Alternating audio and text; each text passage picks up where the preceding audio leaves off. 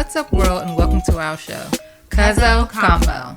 We're your hosts, Renaissance Ronnie and MoLuvlee. We're here to have an open dialogue about all things Black reality TV, highlighting positivity and giving out real life accountability checks. So grab your seat and whatever you need, because we about to dig in.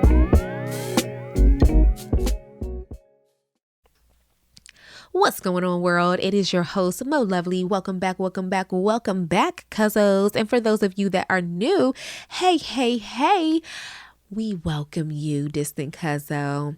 All right, so we're going to go ahead and jump into this latest episode of Love and Marriage DC. Let's go ahead and start with our positive. So our positive is the scene that occurred with Jace and the family when he went to go play goal ball. I loved it. And again, I love Jace. I am team Jace. I am for him. He is just confident and I love it. I loved it. And I loved that he got an opportunity to find out that he was accepted into doors. So yes, congratulations, Jason. Definitely wishing him nothing but best in all of what the Doors program has to offer him. And so that was a great thing to see and to witness, and again to even witness the whole family being there with him, playing with him, and man, like you see that is a skill, the game that they were playing, to have to be able to pretty much, you're listening because you can't see, they were blindfolded, and so like they said, to experience being in his shoes for just that time period, it's an experience. And so so we big up you, Jace, and continue success, and hope that you are going to run into the direction and purpose of your life, brother. All right, let's get into now some things that occurred during the episode. So we have Monique and Chris that are back, and that was the continued from them being back from Africa. And I know that a lot of people have been eating up Monique online and saying like, hey, girl, like what is going on here?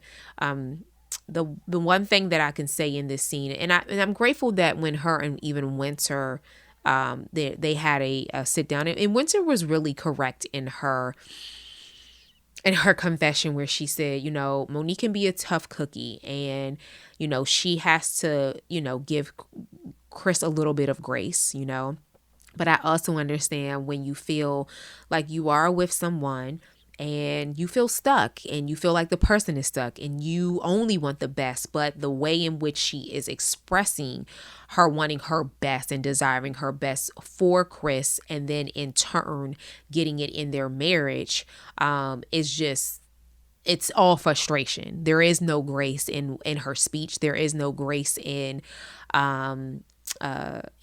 what she really is truly trying to express to him, in ought of him to be better. So,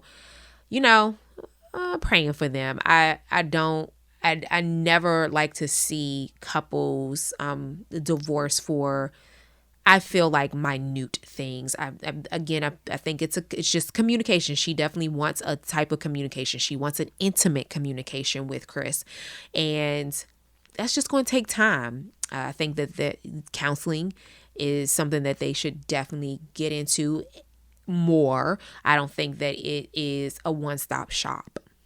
You gotta stay at it. You gotta be in it, and you gotta be committed. And so, it might have to be that she needs, because communication and commitment is what she's asking of him. And so I think that there might have to be some things that she has to look at. And I even had to do this with my own husband. I remember being pregnant with our son, and I remember like getting to those last like 2 or 3 months it was like I was really feeling pregnant because it was my first pregnancy. And so, I was breezing through pregnancy. I didn't have no morning sickness. Like I was living, I was thriving. And I remember coming to a point where I was seeing a chiropractor every week because when those ligaments start to spread, it was very painful. Actually, I would have to say ligament pains is more painful than labor to me. And I mean, I remember crying. I remember not being able to sleep. I remember all of these things. And, my husband served me the best way that he could.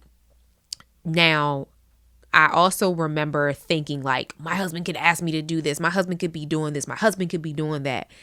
And instead of, I just had a moment, and it was really my God moment, and God being like, well, look at all the things that your husband is doing.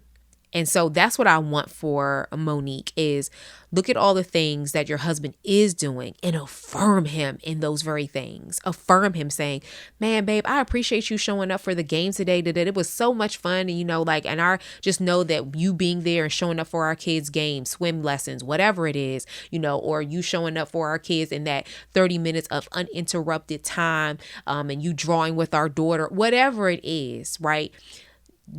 Making a list, if you can't verbally say it, looking and observing Monique and making a list of all the very things that your husband is doing, and either give it to him so that he sees and he knows that he is valued and appreciated, or say it to him every second that you see him doing something. I appreciate you, husband, for, for doing the dishes, whatever. I mean, they probably haven't made, so I don't know, but whatever. Or I appreciate you, husband, unpacking both my stuff in here because you knew I was so tired and I had to be at WPGC at 4:00 in the morning. Like, oh, I appreciate you doing, like, start to do those things so that you can see for yourself all the things that my husband does do, how he is showing up.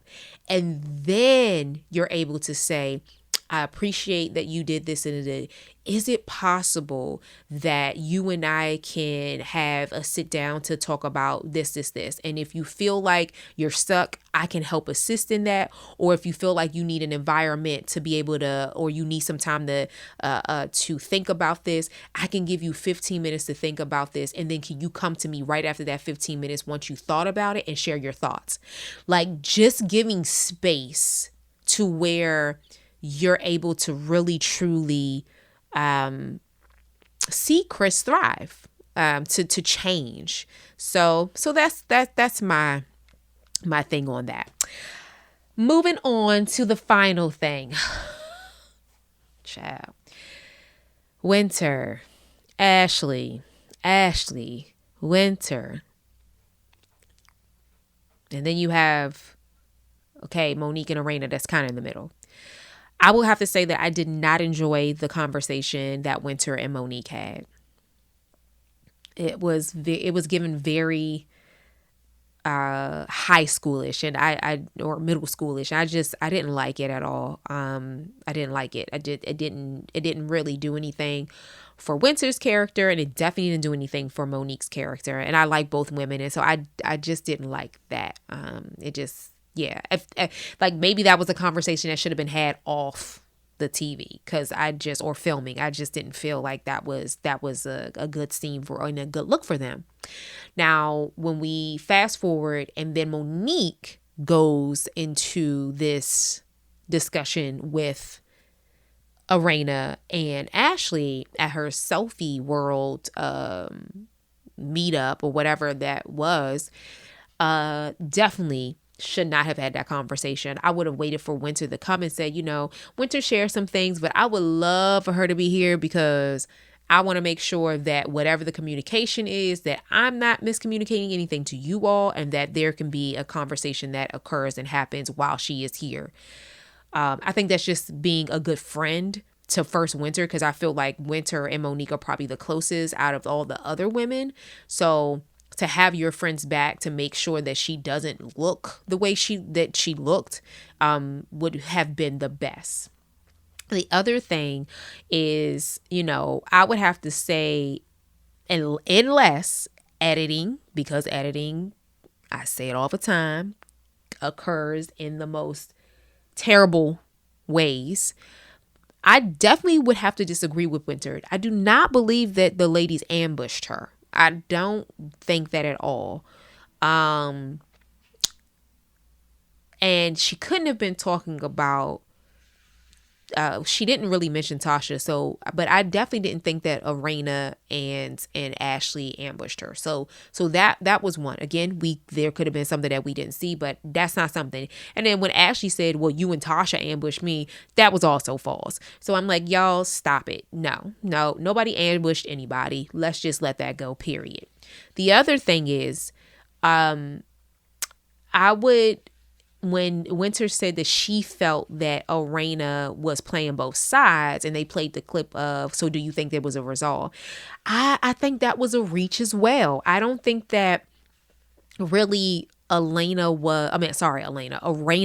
was asking because there had been a conversation. I think that she just was saying, hey, like, after that meeting, how are you feeling? Do you feel like it is, resolved? And I don't know that it was really and it could have been a conversation. She could have went back and said, okay, so Ashley, what are your thoughts? And Ashley being like, I don't care or whatever. And then she going back to Winter and saying, well, what are your thoughts? Do you think it was resolved?